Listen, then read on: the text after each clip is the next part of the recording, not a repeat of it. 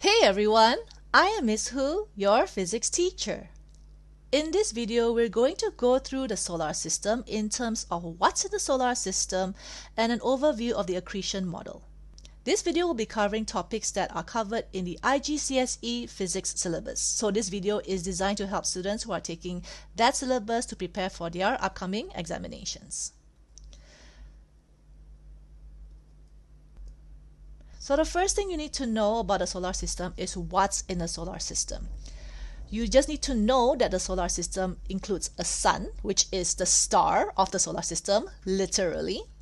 There are 8 planets, and you need to know the order and the names of the 8 planets, which we will cover in more detail in the next slide. For now, let's just go through the rest of the list. You also need to know that within the solar system, there are minor planets, for example, Pluto. There are asteroids in the asteroid belt. There are moons that orbit the planets, and there are other celestial bodies like comets and other natural satellites. So for your IGCSE Physics syllabus, you only need to know that these are the objects that exist in the solar system.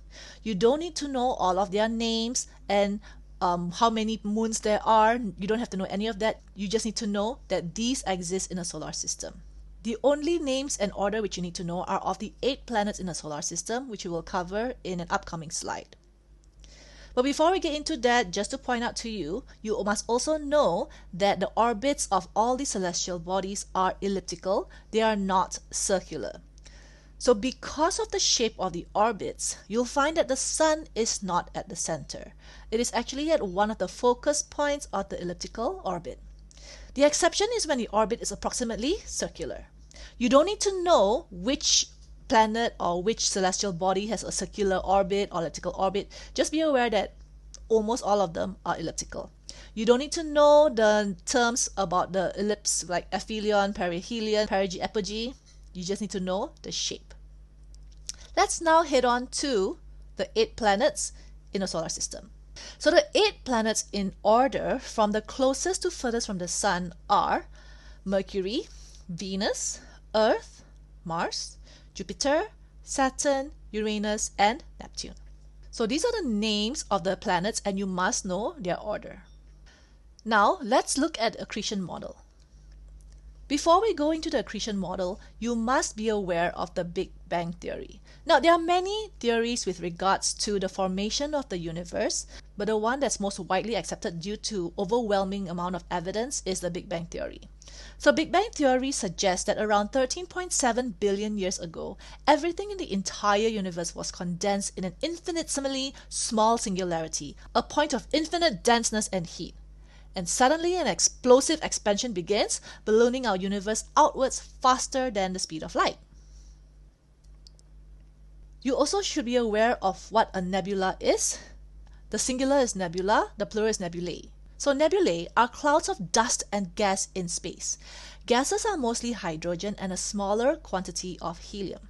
The particles of gas and dust are very far apart. Most nebulae are very large, with some more than 10,000 times larger than the solar system. So what is this nebulae? So if you understand the Big Bang theory, you should be able to understand that a nebula is actually a product of the Big Bang.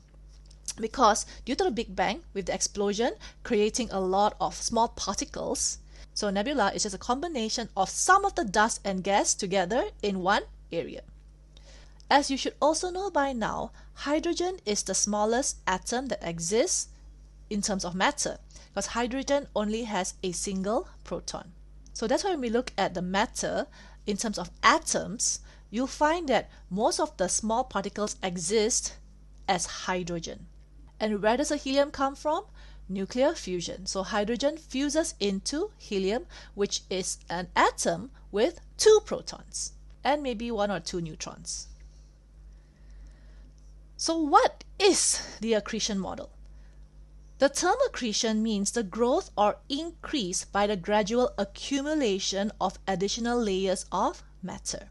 So you can think of it as something starts with a certain amount of matter, and accretion is basically the gathering of more and more layers of matter, accumulating more and more to finally form a larger object. So the accretion model is a process of gradual buildup of small particles in a gaseous environment to form larger masses. as the mass increases, the gravitational attraction increases, causing the masses to increase even more. You should be aware of the relationship between mass and gravitational attraction. The greater the mass of an object, for example, a greater mass of planet, the greater its gravitational force. So you'll find that in this case, yes, as more mass increases, gravitational force increases, attracting more and more masses so that it increases even more. So the accretion model is the process in which many astronomers believe that the solar system is formed. First of all, there's a formation of the sun in a stellar nursery. A stellar nursery is a star-forming nebula, where within the nebula there is an accumulation of the gases that create so much heat that they form a sun. This is explained more in my video about the life cycle of a star. For now, we're just going to focus on the accretion model as a whole. After the sun is formed, there will then be formation of the planets from the remaining leftover of the disk cloud of matter. Next, the gravity collapses the matter from the nebula in on itself, causing it to spin around the sun, forming a rotating accretion disk.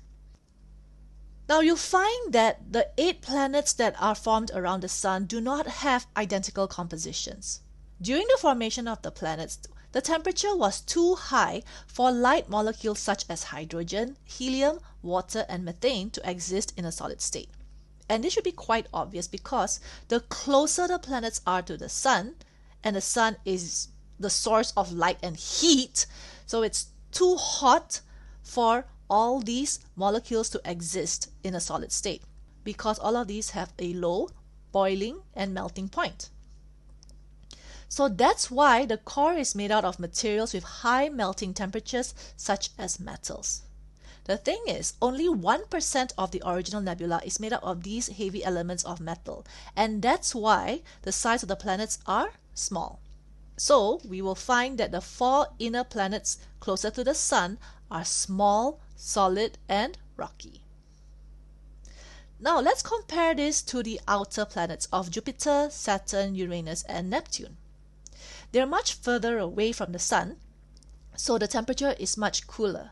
That's why during the formation, the temperature was low enough for the light molecules to exist in a solid state. Therefore, they're able to grow to a large size. So we'll find that the 4 outer planets further away from the sun are large, gaseous, and cold. And that is it for this video. So if you found this video to be helpful and educational, please click like and subscribe for more physics lessons from your physics teacher, Miss Ho. Do help me keep making free educational video lessons and lab practicals. Donations are welcomed at my Ko-fi page at ko-fi.com/physicsrocks. If you would like access to notes, quizzes, and syllabus updates, please visit my website at physicsrocks.com. Happy studying!